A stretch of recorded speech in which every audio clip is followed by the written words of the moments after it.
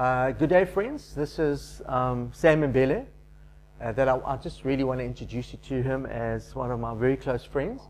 We've known each other for, what, about 11 years or so, Sam? 12 years. We met at a training time in northern KZN with Kia up in Manguzi in around about 2001. And Sam has always been involved in leadership training, coming to the various areas, interpreting, preaching, and he's got an awesome relationship with all the pastors, particularly up the south coast. He works with Rod Scorpin, and his family live up the south coast. So yeah, just welcome, Sam, and thank you. We love you. Yeah, thanks, boy. We know you love the grace message as well, and that's your heart. I've been preaching the gospel all my life. I was never employed anywhere else. Since I got born again in 1980, God spoke to me that I was gonna be preaching the gospel to the nations.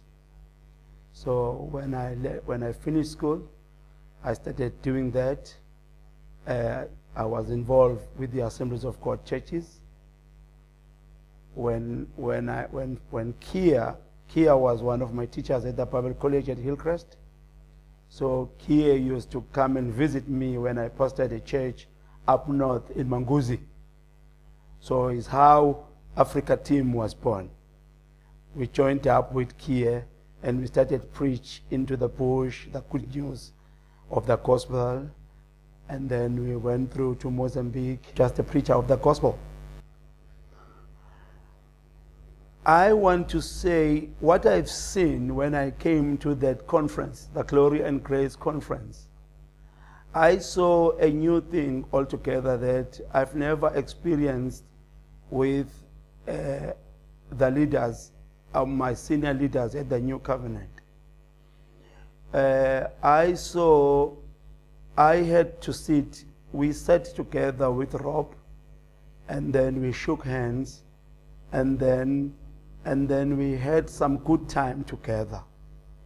To me, that made a real impact for the guys here to reach out to our African guys with the message of grace, because it's the one thing that is misunderstood.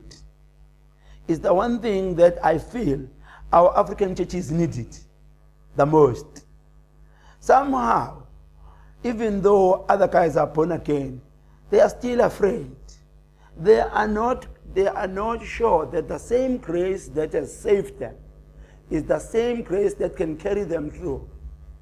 They are panicking, like maybe down the road he might fall. They don't trust, they don't depend on the grace of God because of some wrong teaching that was introduced to them. Most of them are still panicking. They are not comfortable with who they are in Christ. Even though they are in the church. Now that makes church like a social club. That makes church like good friends that will bury me when I die. The church, at the very same time, we believe that the core is Christ. Like me, I believe there is no any other power. It's only the power that is in Christ. The message of grace really nullifies even the demonic world. I'm so comfortable to it, to that level, that I don't think that I can be hijacked by the enemy. I think I'm safe in grace. That's why I'm comfortable. So I think it's what our churches need now. The message of grace, the gospel of grace, is what our churches need. They need to be liberated, to be free, to be who they are in Christ. Now, so when I came to the church, I saw how people were receptive to the message of grace, and then the power of God was active in the church, and I felt that this is exactly what we need. We need guys to reach out to our churches in the coast, down in the coast, down in the Transkei, down in the Kokstad area, we are desperate.